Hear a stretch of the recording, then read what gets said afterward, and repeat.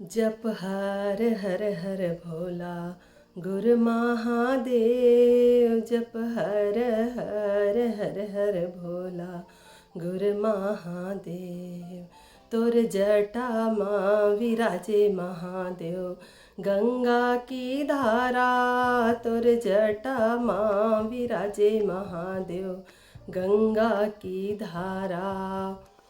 तो श्री शिवाय नमस्तुभ्यम दोस्तों, और आप सबको सादर प्रणाम।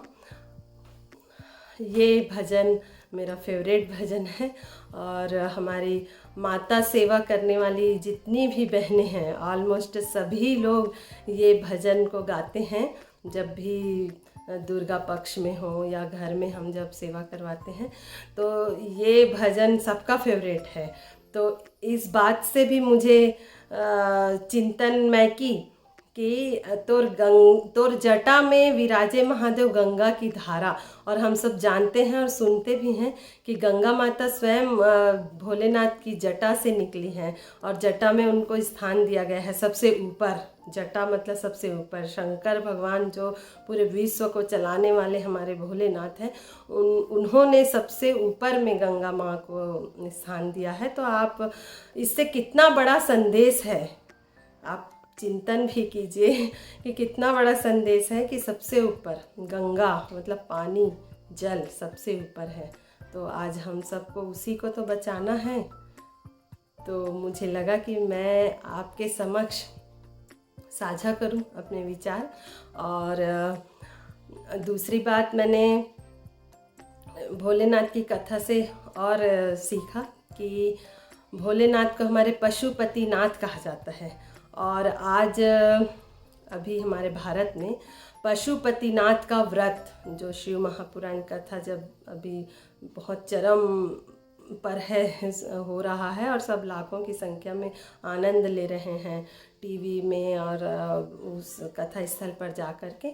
तो पशुपतिनाथ का उपवास हर घर में हमारी माताओं द्वारा रखा जा रहा है, बहनों के द्वारा। तो पशु मतलब सिर्फ जानवर नहीं होता, ऐसा बताया गया कि पशु मतलब जीव, समस्त जीव, पृथ्वी में जितने जीव हैं उनको पशु कहा गया। और उनके संरक्षक हमारे भोलेनाथ को कहा गया पति मतलब संरक्षक। तो पशुपतिनाथ, तो जितने जीवधारी हैं हम सब, मानव भी और जीव जंतु भी, तो हम सब के संरक्षक भोलेनाथ को कहा गया। तो उनका नाम पशुपतिनाथ पड़ा।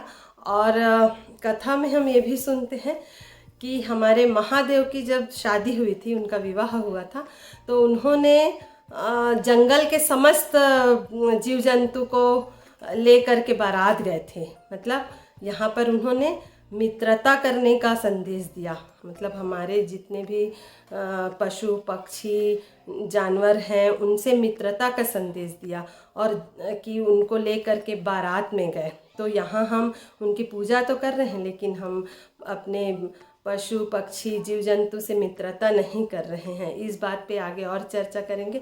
हमारी माताएं पशुपतिनाथ का उपवास रहती हैं और दूसरी ओर पुरुष वर्ग ज़्यादा है, इसलिए मैं पुरुषों को ही कोट करूँगी कि वो मांसाहार का आहार है, उनका मांस का आहार करते हैं।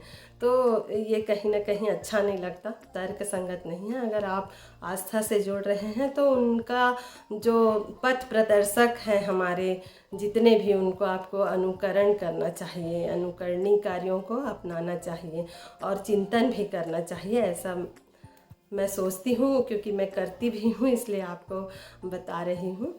तो और दूसरी बात,